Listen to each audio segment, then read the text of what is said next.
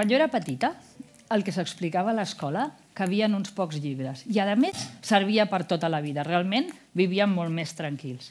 Fins i tot, quan fa 30 anys vaig començar a fer de professora, els continguts eren l'element prioritari que es treballava a les escoles.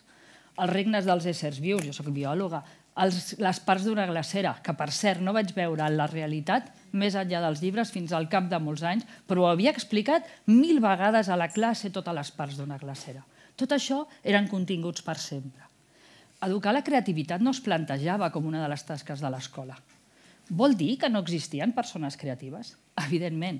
Persones creatives n'hi ha hagut sempre. Gràcies a les persones creatives, innovadores, que són capaces d'arriscar, hem evolucionat, hem millorat al llarg de tota la història de la humanitat. Us podeu imaginar que durant aquests dies m'he plantejat molt què és la creativitat, soc una persona creativa, per què ara hem de parlar de creativitat? Evidentment, hi ha un element que ens força i que va més enllà de les modes. Per què hem d'educar la creativitat ara? Nosaltres hem d'educar la creativitat ara perquè ens trobem en un entorn canviant, en un món, en un futur ple d'incerteses, en una societat que ha variat i que de passar a ser constant i fixa és una societat molt més fluida, molt més diferent, que varia i canvia cada dia. A partir d'aquí, la nostra resposta com a escola ha de ser diferent. Nosaltres ens hem de plantejar que cal educar nois i noies que sàpiguen qüestionar-se la realitat.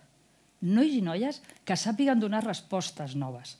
Perquè les respostes fixes, les respostes correctes ja no existeixen.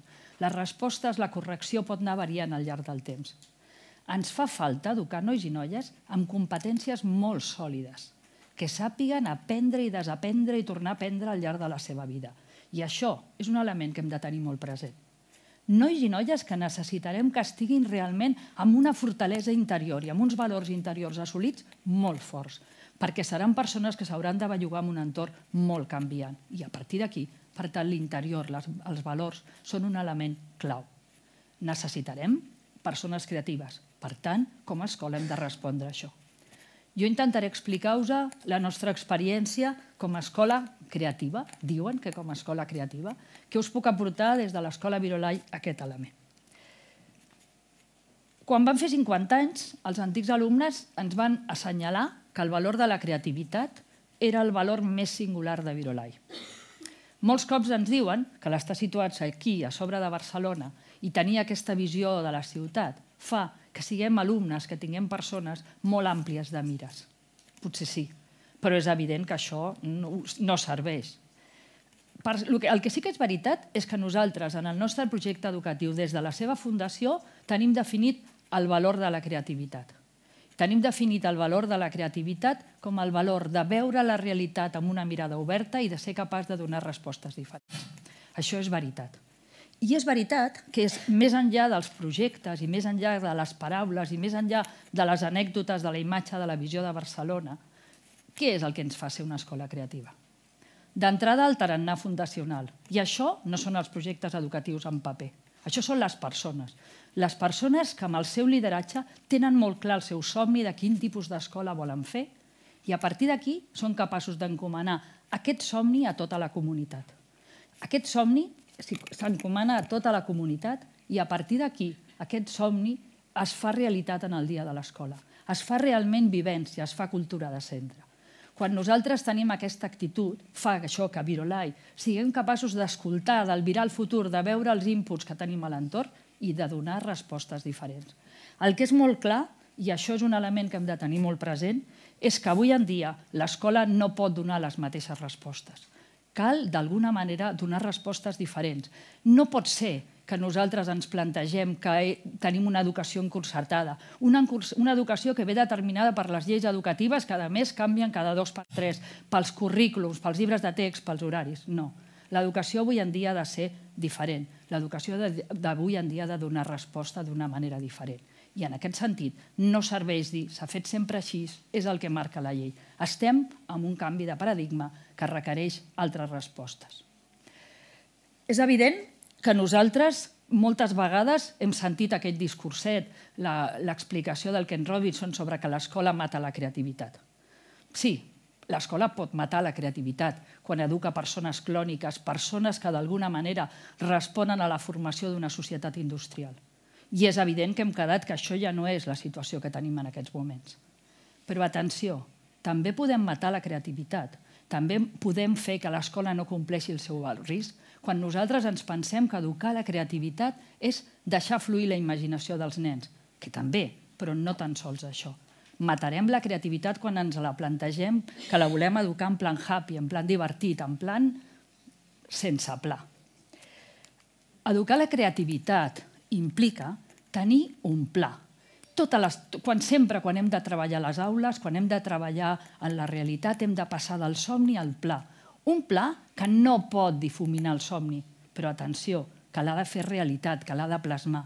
Hem de treballar d'una manera organitzada, hem de fer que el pla es pugui fer a les escoles. I això, la clau la tenen els educadors, els professors, que quan es troben a l'aula, es troben empoderats per fer la seva actuació amb autonomia, amb llibertat, que tenen molt clar que ha de canviar el seu rol, que l'educació actual requereix un altre model de professor. Un altre model de professor que no pot treballar sol com el llanero solitario.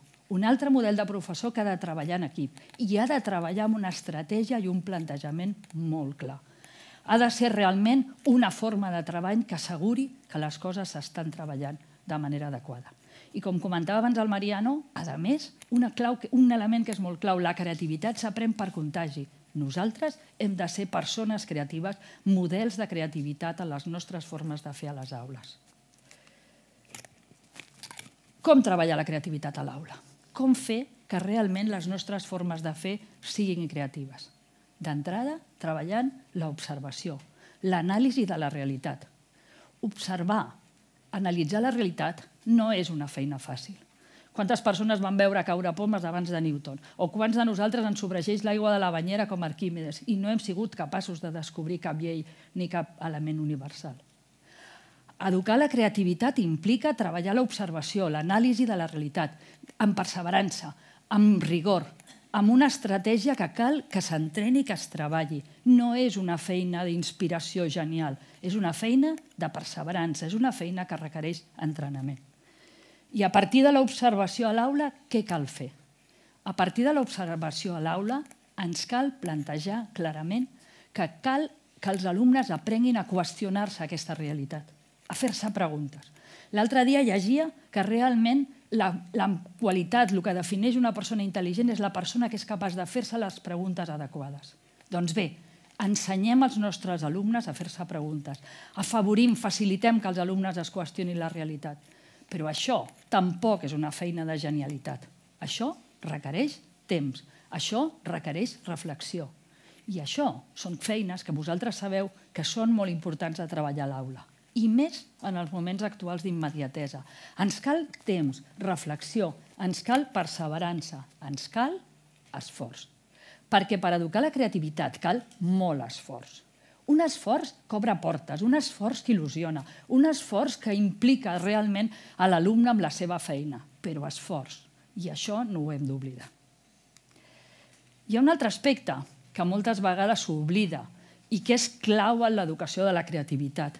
A la nostra cultura evitem sempre parlar de l'error i del fracàs. L'error, el fracàs són elements importantíssims per educar la creativitat. Un alumne serà creatiu quan sigui capaç d'arriscar-se, de provar moltes coses. No des d'un activisme desenfrenat de fer coses, no. Es tracta, com en el cas d'Edison amb la bombeta, de plantejar-se realment l'educació, la prova, intentar noves coses des d'una manera sistemàtica, programada, plantejada, analitzant l'error i tornant a començar, per ser capaços d'alguna manera de fer les coses diferents. Això és clau en l'anàlisi de la creativitat, en el treball de l'educació en la creativitat. Però és que, a més, enforteix la persona al seu interior. Ser capaç d'assumir els errors, els fracassos, com una part de creixement personal, és un element imprescindible per nosaltres. És un element imprescindible perquè, d'alguna manera, ens fem forts interiorment. I això ja hem quedat al principi, que és un dels elements que, si el futur és canviant, hem d'assegurar com a educadors. A partir d'aquí, nosaltres moltes vegades ens plantegem l'educació de la creativitat com l'educació de l'expressió. Sí, Una part de l'educació de la creativitat pot ser l'educació de l'expressió, amb qualsevol tipus de llenguatge, musical, plàstic, escrit, oral. Sí, és veritat, però no és tan sols això. Educar la creativitat requereix incorporar tots aquests llenguatges, perquè ens cal aprofitar i potenciar tots els talents dels alumnes. Educar la creativitat implica implicar i arribar a una educació integral que realment sumi tots els elements d'una persona. Però atenció, també s'educa la creativitat quan estem treballant o estem educant l'error i el fracàs en matemàtiques o en ciències. L'aprenentatge a través de l'error en matemàtiques o en ciències és potentíssim quan estem d'una gran rellevància i d'una gran significància quan treballem en funció de l'error. Analitzar els errors, veure realment i la repetició que implica en els laboratoris, en els anàlisis, realment són experiències de gran potencial educatiu. Nosaltres, a l'escola, tenim una experiència des de fa uns quants anys, 5-6 anys, d'una experiència de treball compartit amb les famílies, perquè aquest és un aspecte també molt important. Els projectes de ciències. Nosaltres ens plantegem conjuntament amb els pares